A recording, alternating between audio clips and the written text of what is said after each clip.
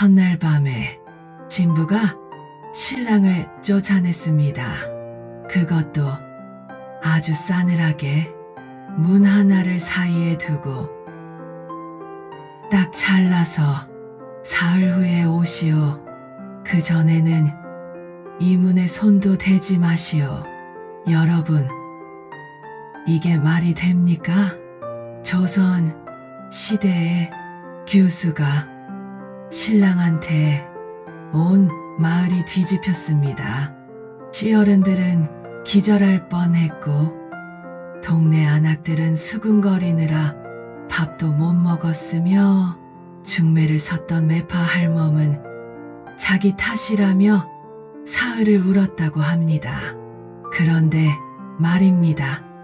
이 이야기가 단순히 기이한 신부 이야기로 끝났다면 오늘 토끼 라디오에서 꺼내지도 않았습니다.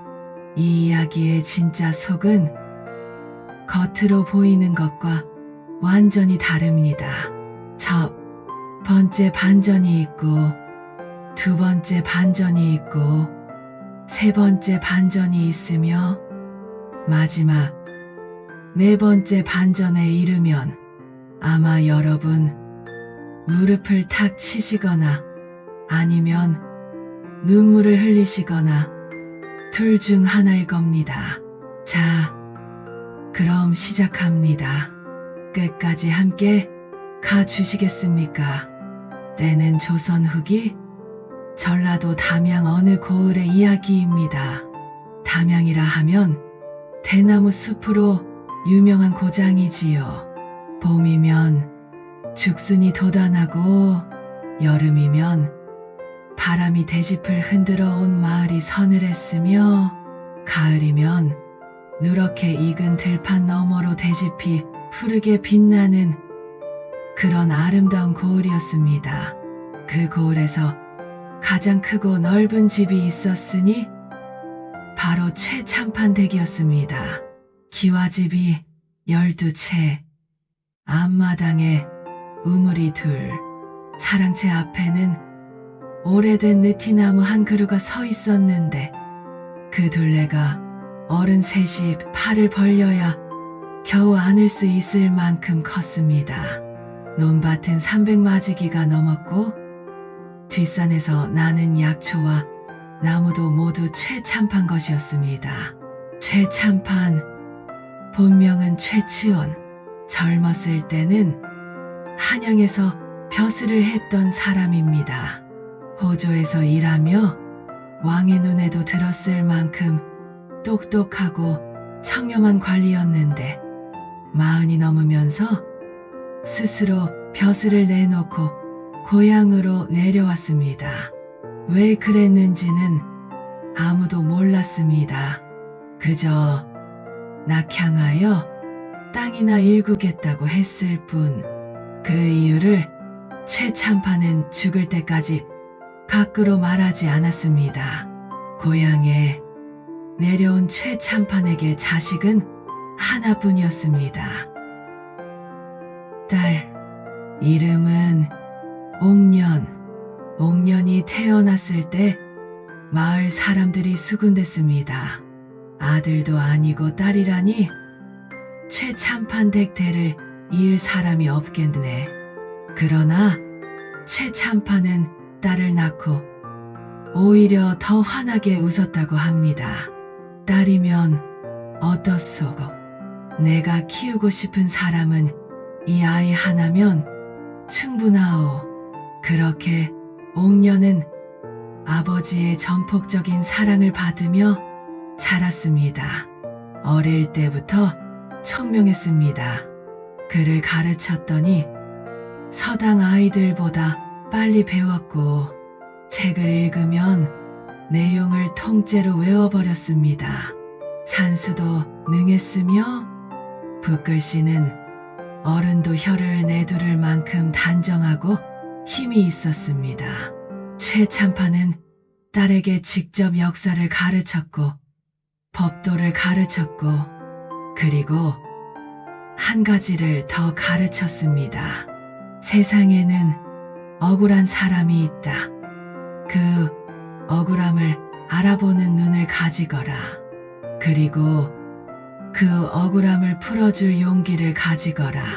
어린 옥녀는 그 말의 뜻을 그때는 몰랐습니다. 그러나 나중에 알게 됩니다. 그 말이 단순한 가르침이 아니었다는 것을.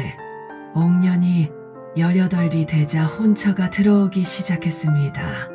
얼굴이 곱기로는 담양 고을에서 딸을 자가 없었고 글재주와 살림 솜씨가 고루 갖춰졌으며 최참판 댁의 재산이 어마어마하다는 것은 온 전라도가 알았으니 중매쟁이들이 줄을 서는 것은 당연한 일이었습니다. 한양 고관댁에서 청혼이 왔습니다. 전주의 부자 집에서도 왔습니다. 나주 목사의 아들도 혼처를 원했습니다. 그런데 최참판은 하나같이 고개를 저었습니다. 사람들이 궁금해했습니다. 도대체 어떤 혼처를 원하시는 겁니까? 최참판은 대답하지 않았습니다.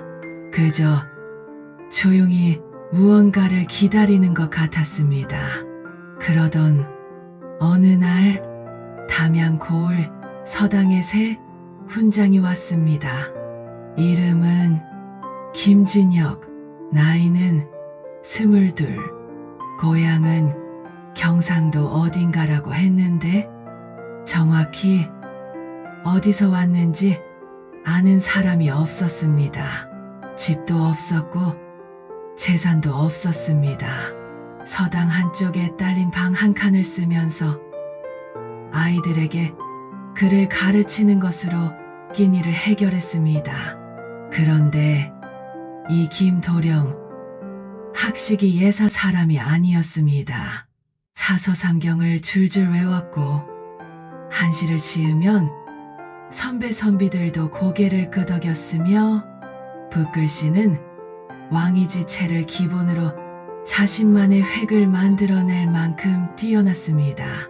마을 어른들이 물었습니다. 자네처럼 뛰어난 사람이 왜 서당 훈장으로만 있는가? 과거는 왜 안 보는가? 김도령은 그때마다 조용히 웃기만 했습니다. 때가 되면 보겠습니다. 그 말이 대답인지 아닌지 알 수 없었지만 어른들은 더 이상 묻지 않았습니다. 이 김도령을 최참판이 찾아온 것은 그가 담양에 온 지 반년쯤 됐을 무렵이었습니다. 어느 날 오후 최참판이 사랑채 마당 느티나무 아래에 자리를 깔고 김도령을 불렀습니다. 차를 한 잔 마시며 최참판이 말했습니다. 자네 할아버지가 누구신지 아는가? 김도령의 손이 잠깐 멈추었습니다. 돌아가셨습니다. 제가 태어나기 전에 그분 함자가 김옥래 아닌가? 김도령이 눈을 들었습니다. 어떻게 아십니까? 최참판이 오래 뜸을 들이다가 말했습니다. 내 자네한테 부탁이 하나 있네. 그 부탁을 들어줄 수 있겠는가? 그리고 그 부탁과 함께 내 딸과 혼인해 줄 수 있겠는가? 김도령은 그 자리에서 얼어붙었습니다. 마을 사람들은 이 혼인 소식에 경악했습니다. 최참판이 드디어 미쳤나? 외동딸을 저 거지한테? 집도 없고 재산도 없고 집안도 없는? 김도령이 얼굴이 잘생기긴 했지. 그래도 그렇지. 옥년 아씨가 불쌍하지? 저 좋은 혼처를 다 마다하고 안악들이 모이면 이 이야기뿐이었고 서당 아이들 부모들도 고개를 갸웃거렸습니다. 그러나 정작 옥년은 아무 말이 없었습니다. 어머니가 없었 자신의 혼사를 직접 물어볼 사람도 없었거니와 아버지의 결정을 한 번도 거스른 적이 없는 옥년이었습니다. 그저 혼인날이 잡히자 조용히 자기 방에 들어가 무언가를 읽기 시작했습니다. 그것이 무엇인지는 아무도 몰랐습니다. 드디어 혼인날이 밝았습니다. 담양 고을 사람들이 모두 최참판 댁으로 모여들었습니다. 잔치상이 마당 가득 차려졌고 돼지 한 마리, 소 한 마리를 잡았으며 막걸리와 동동주가 항아리째에 나왔습니다. 신부 옥녀는 연지곤지를 바르고 화관을 쓴 채 족두리 아래로 눈을 내리깔고 단아하게 앉아 있었습니다. 신랑 김 도령은 새로 지어 입은 도포가 어색했는지 연신 매무새를 고쳐 잡으며 손을 어디 둬야 할지 몰라 했습니다. 잔치는 해가 넘어갈 때까지 이어졌습니다. 동네 어른들이 술잔을 기울이며 덕담을 건넸습니다. 백년해로 하게나 아들, 딸 많이 낳고 오래오래 잘 살게. 그리고 밤이 깊어졌습니다. 신방은 한 채 깊숙한 곳에 마련되어 있었습니다. 촛불이 붉게 흔들리고 화문석 위에 이부자리가 깔려 있었습니다. 김 도령이 신방 앞에 섰습니다. 심장이 두근거렸습니다. 손바닥에 땀이 났습니다. 내가 정말 이 혼인을 감당할 수 있을까? 이 귀한 분이 나 같은 가난뱅이한테 왜 시집을 오셨을까?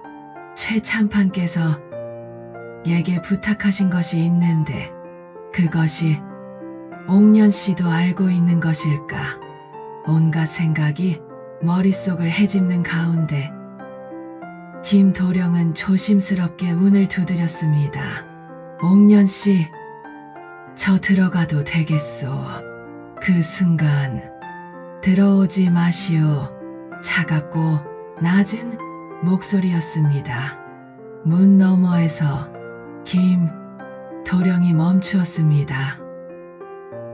지금 뭐라 하셨소? 들어오지 말라 했습니다. 목소리는 조금도 흔들리지 않았습니다. 사흘 동안 이 방에 들어오지 마시오. 사흘이 지난 뒤에 오시오. 그 전에는 이 문에 손도 대지 마시오. 김 도령은 멍하니 섰습니다. 뭔가 잘못됐나 싶어 다시 말을 걸었습니다. 제가 무슨 실례를 했소? 혹시 제가 잘못한 것이 있다면 말씀해 주시오. 잘못한 것 없소. 그냥 사흘만 기다리시오. 그리고 아무 소리도 나지 않았습니다. 김도령은 그날 밤마루에 홀로 앉아 하늘의 별을 세다가 날이 밝았습니다. 다음 날 아침 소문은 담양 고을 방방곡곡으로 퍼졌습니다. 어이쿠, 들었소? 최참판댁 옥년 아씨가 첫날 밤에 신랑을 내쫓았다네. 그게 무슨 말이오? 첫날 밤에 신랑을 내쫓은 게 아니라 못 들어오게 했다더라고. 문을 잠가버렸대. 왜? 김서방이 뭘 잘못했나? 실수라도 했나? 그냥 사흘 후에 오라고 했다는데. 사흘 후에? 그게 무슨 소리야? 세상에 그런 신부가 어디 있어? 중매를 섰던 매파 할멈이 최참판 댁으로 달려왔습니다. 참판 어르신, 이게 어떻게 된 일입니까? 제 체면이 말이 아닙니다. 대체 옥년 아씨가 왜 그러는 겁니까? 최참판은 사랑채에 앉아 차를 마시고 있었습니다. 염려 마시오. 그 한마디뿐이었습니다. 매파 할멈이 더 다그치려 하자 최참판이 조용히 말했습니다. 그 아이가 하는 일에는 다 이유가 있어. 기다리면 압니다. 이상했습니다. 딸이 첫날 밤에 신랑을 내쫓았는데 아버지는 화를 내기는커녕 오히려 담담했습니다. 마치 미리 알고 있었다는 듯이 그날 밤부터 이상한 일이 시작되었습니다. 신방에 불이 꺼지지 않았습니다. 자정이 넘어도 새벽 2시가 넘어도 닭이 울 때까지도 촛불빛이 문틈 사이로 새어나왔습니다. 그리고 소리, 귀를 기울이면 들렸습니다. 사각사각 먹 가는 소리였습니다. 돌벼루에 먹을 천천히 갈아내는 소리, 그리고 잠시 후 슥, 슥 붓이 종이 위를 지나가는 소리, 바스락 두루마리를 펼치는 소리, 다시 사각사각, 다시 슥슥. 이 소리가 밤새 끊이지 않았습니다. 마루에 앉아있던 김도령이 그 소리를 들으며 생각했습니다. 옥년 씨가 밤새 글을 쓰고 있다. 무엇을 쓰고 있는 것인가? 다음 날 아침에도 소문이 퍼졌습니다.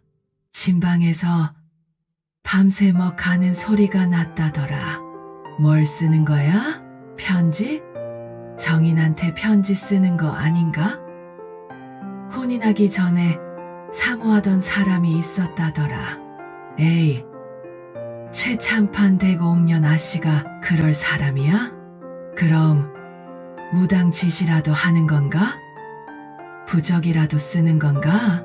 글쎄, 뭔가 잘못된 거 아닐까? 신내림이라도 받은 거 아닌가 몰라. 사람들의 입방아는 갈수록 심해졌습니다. 이틀째 밤도 마찬가지였습니다. 불이 꺼지지 않았습니다. 소리가 멈추지 않았습니다. 김도령은 그날 밤 더 이상 마루에 앉아있지 않고 서당으로 돌아가 책을 폈습니다. 그러나 한 글자도 눈에 들어오지 않았습니다. 최참판께서 얘기하신 부탁이 있었다. 그분이 혼인 전날 밤 내게 무언가를 넘겨주려 하셨는데 나는 기다리라고만 하셨다. 혹시 옥년 씨가 그것과 관련된 무언가를 하고 있는 것인가 생각할수록 미궁이었습니다.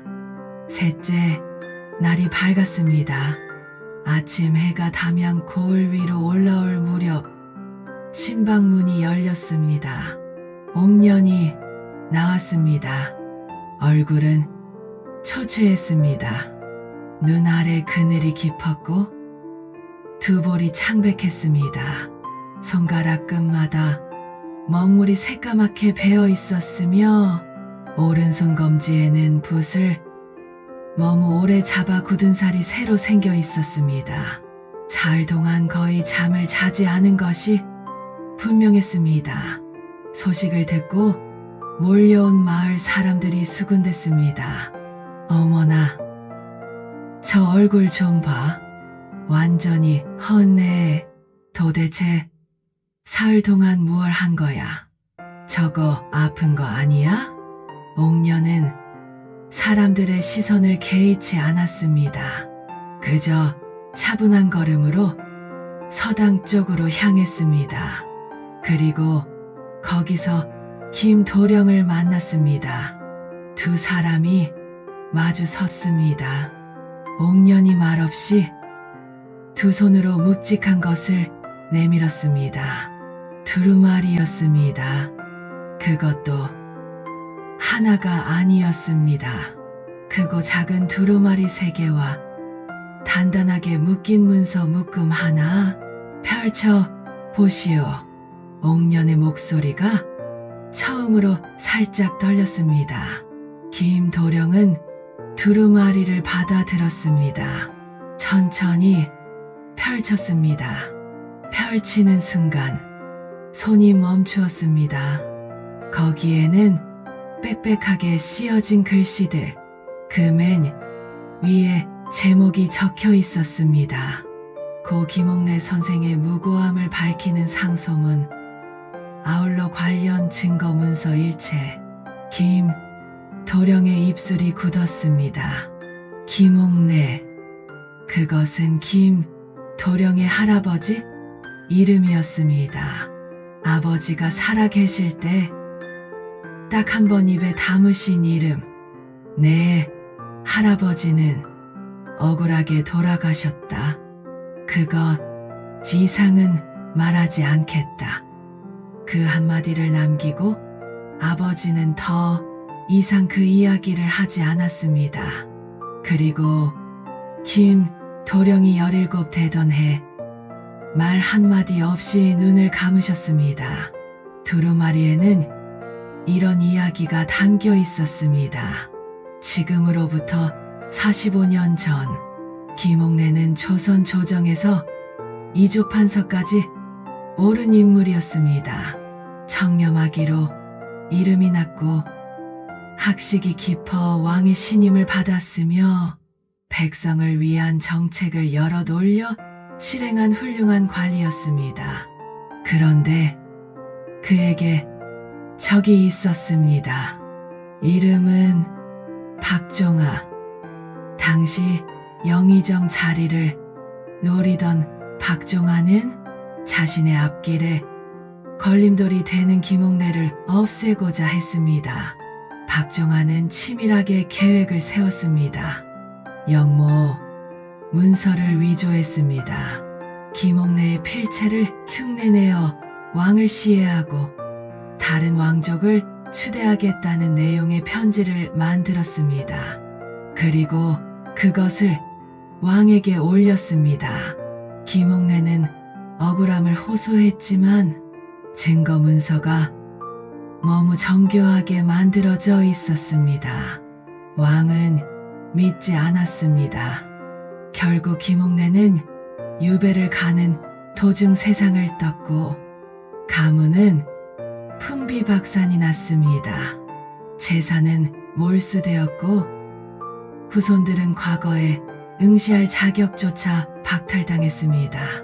그것이 바로 김도령의 할아버지에게 일어난 일이었습니다. 그것이 바로 김도령의 아버지가 평생 말을 못하고 가난하게 사신 이유였습니다. 그것이 바로 그토록 뛰어난 학식을 가진 김도령이 서당 훈장으로만 살아야 했던 이유였습니다. 그렇다면 최 참판은 이 사실을 어떻게 알았을까요? 두루마리에는 그 이야기도 담겨 있었습니다. 최 참판은 젊었을 때 한양 호조에서 일하며 박종아의 측근과 가깝게 지낸 적이 있었습니다. 그 측근이 술에 취한 어느 밤 박종아가 문서를 위조했다는 사실을 실토했습니다. 최 참판은 그 자리에서 멈칫했습니다. 그러나 그때 당장 나설 수 없었습니다. 박종아는 이미 영의정이 되어 있었고 그의 권세가 하늘을 찌를 때였습니다. 섣불리 나섰다가는 자신도 역적으로 몰릴 판이었습니다. 최 참판은 그때부터 조용히 준비했습니다. 증거를 모았습니다. 박종아의 측근들을 하나씩 설득하여 증언을 받아두었습니다. 위조 문서의 필체가 김옥래의 것과 다르다는 것을 증명할 서체 감정 자료도 모았습니다. 수십 년이 걸렸습니다. 그러나 최 참판이 낙향할 무렵 그의 손은 너무 늙어 더 이상 붓을 길게 잡을 수가 없었습니다. 무릎이 아파 한양까지 올라가는 것도 어려웠습니다. 그래서 그는 딸에게 넘겨주었습니다. 혼인 전날 밤 딸을 부른 것이었습니다. 옥년아, 내가 이 집을 떠나 시집을 가기 전에 아비가 할 말이 있다. 내 남편이 될 사람의 집안에 대해 이야기해 줄 것이니 잘 들어라. 그리고 최참파는 밤새 딸에게 이 모든 이야기를 해 주었습니다. 이 문서들을 정리하여 상소문을 완성하거라. 내 손이 너무 떨려 더 이상 제대로 쓸 수가 없구나. 내 붓글씨가 아비보다 낫다. 내가 완성해라. 이것이 완성되면 내 남편은 다시 하늘 아래 당당히 설 수 있게 될 것이다. 옥녀는 그날 밤 아버지 앞에서 소리 없이 울었습니다. 그리고 시집을 온 첫날 밤 신랑을 들이지 않고 사흘 동안 잠도 자지 않고 밥도 먹지 않으며 오직 굿한 자루만 쥐고 남편의 억울한 가문을 위한 상소문을 완성했던 것입니다. 김도령이 두루마리를 내려놓았습니다. 한참 동안 아무 말도 하지 못했습니다. 손이 떨렸습니다. 옥년이 조용히 물었습니다. 서방님, 혹시 화가 나셨소? 김도령이 고개를 들었습니다. 그의 눈에 눈물이 차 있었습니다. 화가 나다니요. 목소리가 갈라졌습니다. 나는 몰랐습니다. 내 아버지가 왜 평생 그렇게 아무 말도 없이 사셨는지, 왜 내가 과거를 보겠다고 할 때마다 말리셨는지, 왜 돌아가시던 그 밤 그토록 한이 서린 표정으로 눈을 감으셨는지, 그것이 모두 이 억울함 때문이었군요. 눈물이 흘러내렸습니다. 아버지는 아마 말하고 싶으셨을 겁니다. 그런데 말하지 못하셨을 겁니다. 말을 하면 아들인 제가 분통을 터뜨릴까봐, 제가 위험한 일에 뛰어들까봐, 그래서 혼자 사귀다 가신 겁니다. 옥년이 조용히 그의 손을 잡았습니다. 서방님, 이제 아실 겁니다. 아버지가 왜 서방님을 사위로 고르셨는지. 최참파는 집안도 돈도 배경도 보지 않았습니다. 그는 오로지 하나만 보았습니다. 억울하게 짓밟힌 한 집안, 그 집안을 일으켜 세워줄 사람이 바로 자기 딸이 되어야 한다는 것. 그리고 가난하지만 학식이 하늘을 찌르는 이 청년이 과거에 응시할 자격을 되찾는 순간 반드시 그 실력으로 벼슬길에 오를 것이라는 것. 그것이 세상의 진 빚을 갚는 유일한 방법이라는 것을. 옥년의 첫날 밤은 신랑을 위한 것이 아니었습니다. 시아버지를 위한 것이었습니다. 만난 적도 없는, 이름만 들어온, 억울하게 한 많은 삶을 살다 간 그분을 위한 것이었습니다. 그로부터 넉 달 후, 옥년이 완성한 상소문이 한양 조정에 올라갔습니다. 수십 년간 모아온 증거 문서들, 위조 필체를 반박하는 서체 감정 자료, 박종아 측근들의 자백 증언서, 조정이 술렁였습니다. 이미 박종아는 세상을 뜬 지 오래였습니다. 그의 아들도 손자도 이제는 권세를 잃고 평범하게 살고 있었습니다. 왕이 문서를 살폈습니다. 그리고 석 달간의 재심 끝에 고 김옥래의 억울함을 인정하고 그 가문의 명예를 복권한다. 판결이 내려졌습니다. 45년 만이었습니다. 그 소식이 담양에 닿던 날, 최참판은 사랑채 느티나무 아래 앉아 오래도록 눈을 감고 있었습니다. 뺨 위로 눈물 한 줄기가 흘렀습니다. 홍내형, 이제 됐소. 이제 됐소이다. 그 이듬해 봄, 김도령은 생애 처음으로 과거 시험장에 들어섰습니다. 23, 오래 기다린 날이었습니다. 시험 문제가 내려왔습니다. 붓을 들었습니다. 그리고 썼습니다. 답안지를 가져간 시험관이 펼쳐 읽다가 멈추었습니다. 이 글을 쓴 자가 누구요? 담양 출신 김진혁이라 하옵니다. 시험관이 고개를 끄덕이며 말했습니다. 장원이요. 그 소식이 담양에 닿던 날, 마을 사람들이 모두 최참판댁 앞에 모였습니다. 그중 한 노인이 말했습니다. 참판 어르신, 그러면 그렇지. 처음부터 다 알고 계셨구먼요. 최참판이 웃었습니다.